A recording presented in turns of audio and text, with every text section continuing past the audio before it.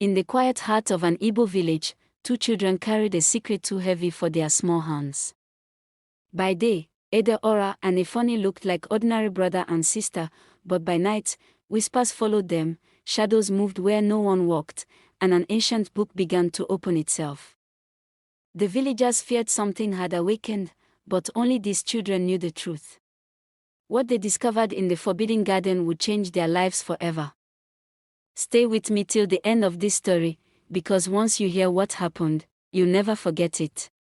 And don't forget to subscribe for more stories that will keep you awake at night. Adaora was a big girl. She was 14 years old. She had kind eyes and a quiet smile. She loved her little brother, Ifeanyi, very much. Ifeanyi was only 10 years old. He was small, with bright eyes that always looked curious. They lived in a small mud house near the big river Is. Their village was peaceful. The birds sang every morning, and the children played under the mango trees. But Adaora and Ifeanyi did not play outside too much. Their mother, Mama Isosa, worked in the market. She sold colorful clothes to people who came from near and far. She worked until the sun went down. Their father, Papa Okon, was a strong man. He traveled to another town to do work and bring money home. Because of this, Adaora and Ifeanyi were often alone when night came. Sometimes they cooked their food together. Sometimes they played hand-clapping games. Sometimes they sat quietly, waiting for Mama to return. Adaora felt she had to act like a mother, even though she was still young. She told Ifeanyi when to eat, when to bathe, and when to sleep. But deep inside, Adaora and Ifeanyi missed their parents very much. They wished Mama Isosa could sit with them every night. They wished Papa Okon could tell them stories by the fire. At night, when the house was quiet, Adaora sometimes held Ifeanyi's hand and said softly, "Don't worry. Mama and Papa love us." Ifeanyi would nod, but in his small heart, he still felt lonely. One evening, Adaora was cleaning under her bed. She pushed her broom, and something hard touched the stick. She bent down and pulled it out. It was a big, heavy book. Its cover was dark, almost black. Strange marks covered the front. Adaora frowned. She did not remember ever seeing this book before. "Where did this come from?" she whispered. She ran to show Ifeanyi. His eyes grew big. "Wow! A secret book," he said. They opened it slowly.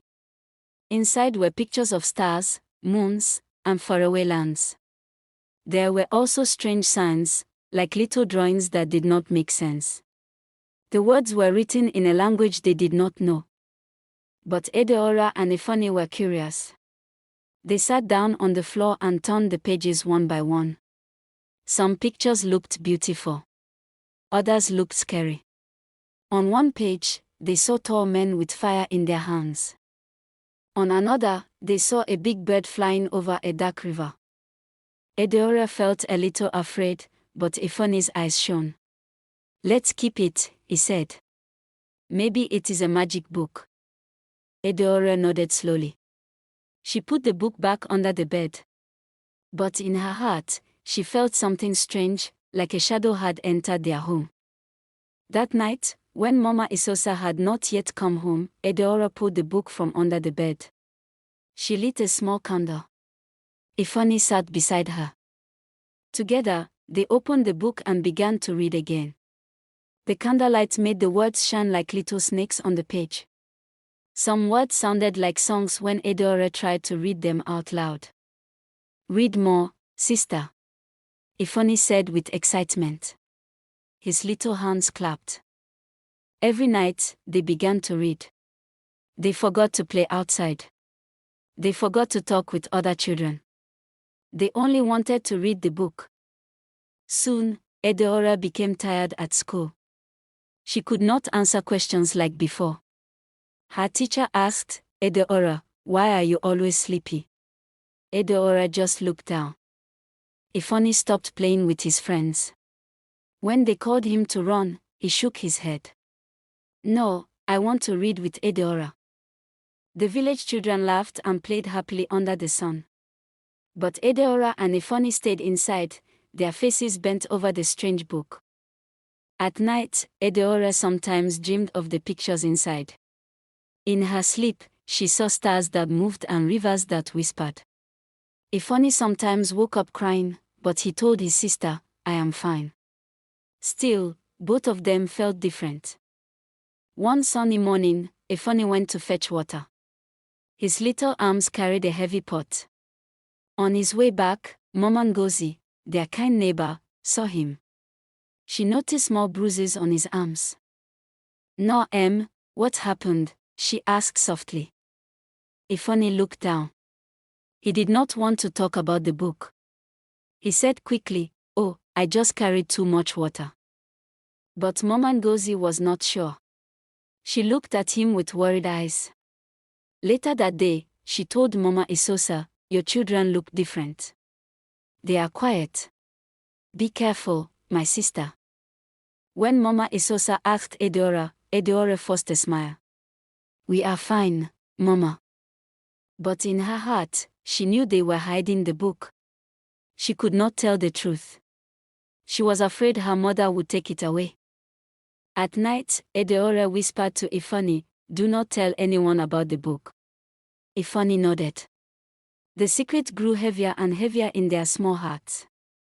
One evening, an old man came to visit. His name was Elder Ige. He had white hair and kind eyes. He was Mama Isosa's childhood friend.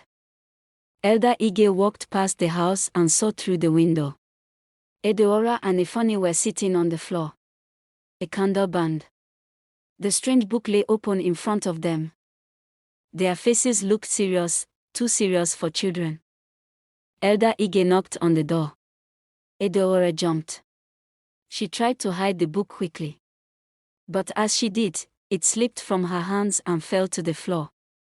The pages opened wide. Elder Ige bent down and looked. His eyes grew wide. He knew the marks. He knew the signs. They were not good. He asked gently, children, where did this book come from?